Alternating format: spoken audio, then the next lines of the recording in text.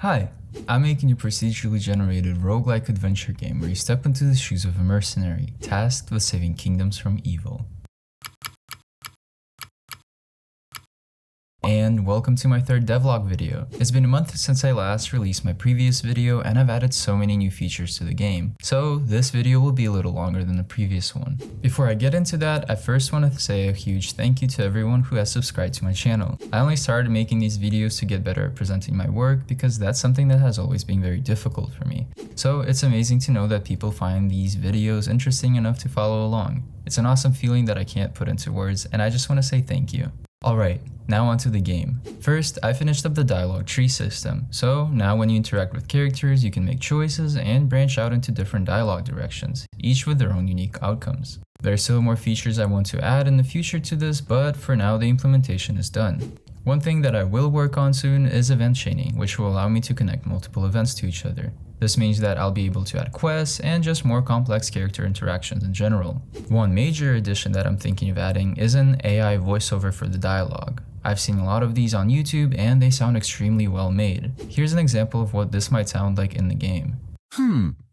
Alright. Well, before you leave, would you like to take a chance on a small coin toss?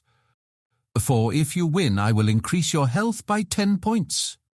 Next, I've added a chance event to the game. A chance event is basically a dice roll that results in you gaining or losing something. In this example, I'm interacting with an entity that offers me a health buff if I successfully make a certain amount of rolls.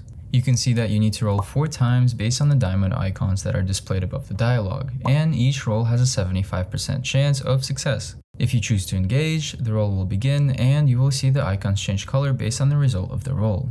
Then the dialogue changes based on the outcome and the buff is applied. In the future, I'm going to implement a mechanic that updates the success chance based on your player's stats. So for example, a stronger character will perform better in strength-based chance events. The similar mechanic is also implemented inside of the combat state, which I will show you a little later in the video.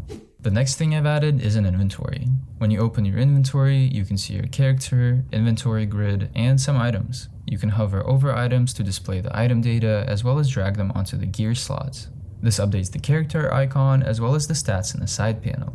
In the future, I will tie the inventory together with certain events which will allow you to buy items from other characters, trade, and so on. As a small feature, I've also added a little map button which allows you to see the entire map as well as all of the entities within it. In the future, I will make the unexplored parts of the map be covered with clouds, something similar to Civ.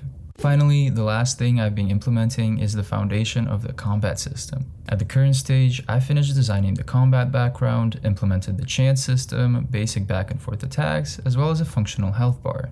I'm still going to be implementing a more detailed UI which will show the armor bar, health points, and any buffs that you or the enemy can equip. Likewise, I also want to update the action icons based on your current weapon. Each weapon will have their own attacks, and depending on your build, you might have special moves you can do.